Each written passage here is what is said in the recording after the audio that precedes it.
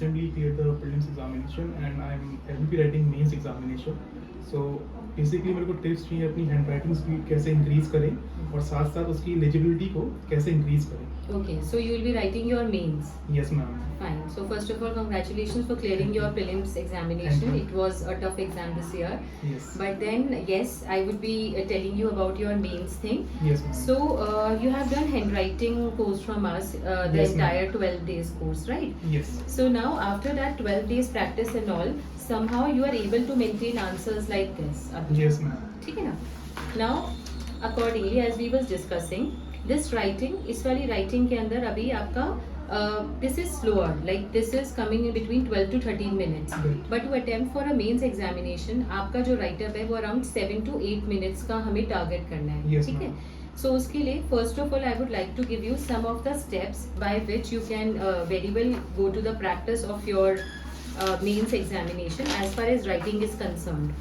सबसे पहले आपको 5 मिनट्स की मसल एक्सरसाइज करनी है. मसल एक्सरसाइज जैसे मैंने पहले भी आपको एक्सप्लेन किया था, आपको एक न्यूज़पेपर रखना है, 4 फोल्ड करके न्यूज़पेपर को लेना है. उसके ऊपर आपको पहले free hand rectangle, then square, then triangle and then circle and then उसको वापस से रेक्टेंगल पर आ जाना है. इस वे में ये 5 मिनट्स तक आपका मसल एक्सरसाइज चलेगा. देन उसके बाद आप अपने रनिंग हैंड स्ट्रोक्स पर आएंगे. रनिंग हैंड स्ट्रोक्स जैसे मैंने आपको पहले भी करवाया था, उसमें हमारे 3 टाइप्स के स्ट्रोक्स होते हैं क्योंकि इंग्लिश हैंड राइटिंग में हमें 3 जोन्स को मेंटेन करना है. First one is this upper zone. Upper zone maintenance के लिए हमें ये अपर जोन स्ट्रोक को रेगुलर वे में करते रहना है. We have to practise this without lifting up your pen till here. Then we have to practice this lower zone stroke which says J. So we have to write this J, J, J without lifting our pencil or pen till here. So this will help you to move your wrist on the examination paper. We have to move our wrist like this. Then this is your middle zone correction wherein we have to write C's. आपको C adhere करना है between these 2 lines till here without lifting up your pen or pencil. ये चीज़ thorough होने के बाद फिर आपको अपना प्रिंट कैपिटल लिखना है. You have to write your print capital A to Z in 40 seconds. मतलब ये जो मैं आपको टाइम लिमिट्स बता रही हूँ ये ट्राइड एंड टेस्टेड होता है एंड इसके अंदर 40 सेकेंड्स में आपका A to Z आना चाहिए. 35 में भी नहीं आएगा और 45 में भी नहीं आएगा. You have to adhere between 38 to 42 seconds to maintain that speed. Then we have to write small cursive A to Z in 35 seconds. कुछ लोगों का ये मानना होता है कि जैसे आपने भी शायद से शुरू में पूछा था कि मैम प्रिंट राइटिंग पर स्पीड आती है या कर्सिव राइटिंग पे. सो माय आंसर इज कि कर्सिव और joint handwriting is always beneficial to maintain that kind of speed into your mains examination. जो लोग प्रिंट राइटिंग लिखते हैं वो अपना हर अल्फाबेट पे पेन उठा रहे हैं तो वो स्पीड कैसे आएगा. सो इसलिए माय एडवाइस इज कि थोड़ा या ज़्यादा आपको हमेशा पेन अपनी राइटिंग को ज्वाइन करके लिखना चाहिए. Then we have to write A to Z joined. A to Z running hand cursive इसको बोलते हैं. ये आपका 25 सेकेंड्स. उसको लोअर डाउन कीजिए 18 सेकेंड्स पर. फिर वो प्रैक्टिस से लोअर डाउन करके उसको लाइए 15 सेकेंड्स पे. This is a perfect strategy जिससे आप अपने टाइम लिमिट को इवेलुएट कीजिए. जैसे अगर आप 18 सेकेंड्स A to Z ले रहे हैं तो 18 सेकेंड्स का मतलब है अराउंड 25 वर्ड्स पर मिनट. और अगर आप 15 सेकेंड्स ले रहे हैं तो that means 30 words per minute. 30 words per minute is basically one answer आपका 7 मिनट्स में आ रहा है. So this is exactly when you can reach between 6 to 7 minutes to write 250 words of an answer. ये रनिंग हैंड प्रैक्टिस के बाद फिर आपका पैराग्राफ राइटिंग रहेगा. फॉर 7 मिनट्स का टाइमर लगाएंगे. उससे आपका स्टैमिना बिल्डिंग रहेगा और once you will be attempting your test series and all तो उसके अंदर आपका पैराग्राफ जो है वो 7 मिनट्स में आना चाहिए. That is for the 250 words. This whole practice is for 1 month. ये आपको 1 मंथ तक की प्रैक्टिस करनी है जिससे कि क्या होगा कि अभी आपका अटेम्प्ट कब है मीन्स फ्रॉम 20th सितंबर. तो अभी प्रिसाइसली हमारे पास जुलाई का मंथ है एंड अगस्त का फुल मंथ है. So till 10th of August you can practice this and afterwards you have to attempt these kind of test series and test answers. अब ये आप ब्लैंक शीट पे start करेंगे. आप यहाँ पर लिखना शुरू करेंगे. You have to write around 6 to 7 words in a row. वो आपका ठीक जा रहा है. You have to maintain on the margins part. जैसे पैरामीटर्स की अगर हम बात करें कि आप अपनी राइटिंग को इवेलुएट कैसे करेंगे. So I was telling you the various parameters. First one is the slant. Slant क्या होता है, आपकी राइटिंग का स्लांट हमेशा वर्टिकल होना चाहिए, it should be straight. Then comes the zones. Zones में आपकी राइटिंग का ये हाइट एंड ये वाला हाइट में डिफरेंस होना चाहिए. This is called zones maintenance. तो ये हमारा सेकेंड पैरामीटर आता है. Then we have base line. Base line as a word indicate, ये हमारी बेस लाइन है. तो base line should be steady, it should not be ascending, it should not be descending. So it has to come on the base line with 1 2 3 4 5 6. So 6 words in a row is more than enough. उससे जैसे ये लग रहा है हमें बहुत ज़्यादा collided भी नहीं लग रहा है एंड बहुत ज़्यादा ईजियर भी नहीं लग रहा है. So this is easier for an examiner to see. वो विजुलाइज करने में ही हमें बहुत हेल्प कर रहा है. Then comes the pressure part. Pressure is very important. जैसे अभी आपका प्रेशर आप कैसे जज करेंगे, आप इसके बैक साइड पे टच करके देखोगे. अगर आपको यहाँ पर इम्प्रिंट्स आ रहा है, वेट बेटा, ओके ऑल राइट गो. अगर आपका सपोज ये पीछे का इम्प्रिंट्स ऐसे आ रहा है, सो देन इट शोज कि आपका प्रेशर हाई है, बट आपका नहीं आ रहा है, there are no imprints. So that means आपका ये जो प्रेशर है ये बिल्कुल परफेक्ट है यहाँ पे. इसके लिए हमारा पेन्स बहुत इंपॉर्टेंट रहता है. There are various kind of pens by which students normally right.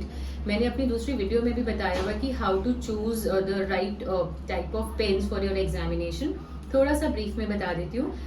Like this is a normal classmate obtained gel pen. Yes, we have to go with the gel pens in your mains. ये एक बहुत बड़ी notion है लोगों के साथ या आप स्टूडेंट्स में कि हमें बॉल पेन यूज़ करना है. But with due respect to your teachers, जो लोग बोलते हैं कि बॉल पेन यूज़ करो, जब भी हम जेल पेन यूज़ कर रहे हैं तो हैंड का फ्लो, रिदम एंड हमारे ब्रेन से हमारा थॉट्स का फ्लो बहुत अच्छा आता है. So this is one option. अगर किसी ने जेल पेन से कभी नहीं लिखा तो उनको शुरू में ये थोड़ा थिक पेन से अपनी प्रैक्टिस स्टार्ट करनी चाहिए. देन उसके बाद there are two option. This is uniball click gel pen.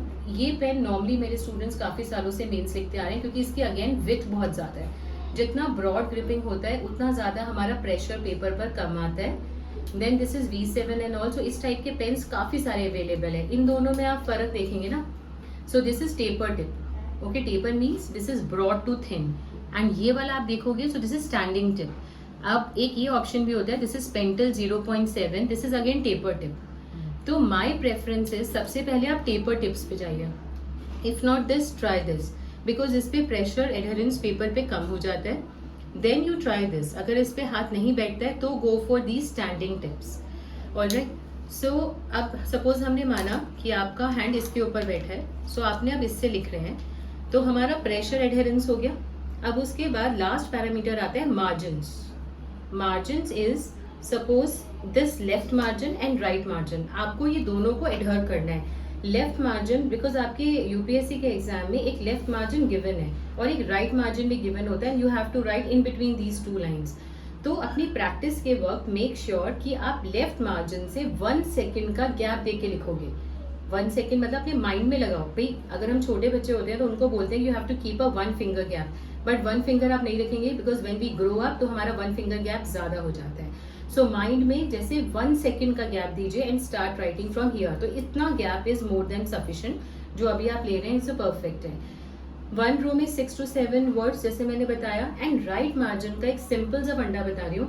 अगर कोई वर्ड यहाँ ना आए, आपको पहले से एज्यूम करना है कि लिखते लिखते सपोज यहाँ पर एक वर्ड आ रहा है, सपोज मीनिंगलेस, तो कई स्टूडेंट्स क्या करते हैं, मीनिंग यहाँ लिख दिया एंड लेस को नीचे लिख दिया. Don't do that. आप पहले से अजम्पशन लगाइए कि मेरा मीनिंगलेस वर्ड यहाँ पर आ रहा है या नहीं आ रहा है. इफ यू एज्यूम कि डैट वो विथ में फिट इन नहीं होगा तो उसको नीचे वाली लाइन में ले लो. So this is called margin placements into our handwriting. So ये 5 पैरामीटर्स हमारी राइटिंग के वो पैरामीटर्स हैं जिसके बेसिस पर आप एज अ स्टूडेंट खुद भी अपनी राइटिंग को असेस कर सकते हो, डेली बेसिस पर जज कर सकते हैं. You do not require any of the mentors and all. But yes, ये एक साइंटिफिक टेक्निक है जो सारा ग्राफोलॉजी के बेसिस पर बना है. Because graphology is the science of hand writing analysis and हमारी मेथोडोलॉजी टोटली उसी पर बेस्ड है. And anytime if any kind of questions and all related to this, so you can please type in the comment box and I'll definitely answer some of your queries if you are preparing for an examination and trying to attempt this mains. So all the best dear, and thank you so much for coming out here. So anything you would like to add on with your writing practice over time? कुछ add on करना चाहो? ma'am, first ma'am, I'm thankful to you. You are giving me time even after it. I have taken the classes last year. You are giving so much time. I'm really thankful to you. And second thing is that adhere to the practices that you have told me, and then I will be in contact with you Yeah. regularly. Then we will keep improving it. So that is feeling is mutual na? Because you have also been practicing. कि after Yes. 6 months if you are maintaining this writing, that means you was practicing. Yes. And तभी हमें वो वाले students ही sincerity में चाहिए, because writing is not a magic band. ऐसा नहीं है कि मैंने आपकी राइटिंग तो मैं किसी की भी ठीक कर सकती हूँ, बट द प्रॉब्लम इज कि बच्चे प्रैक्टिस नहीं करते हैं. Yes. बट ये आज देखकर आई एम रियली हैप्पी कि अगर आपने इतना मेंटेन कर लिया है तो I am happy to assist you any time before your exams. And my all wishes are with you, so all the best. Thank you. Thank you. Thank you.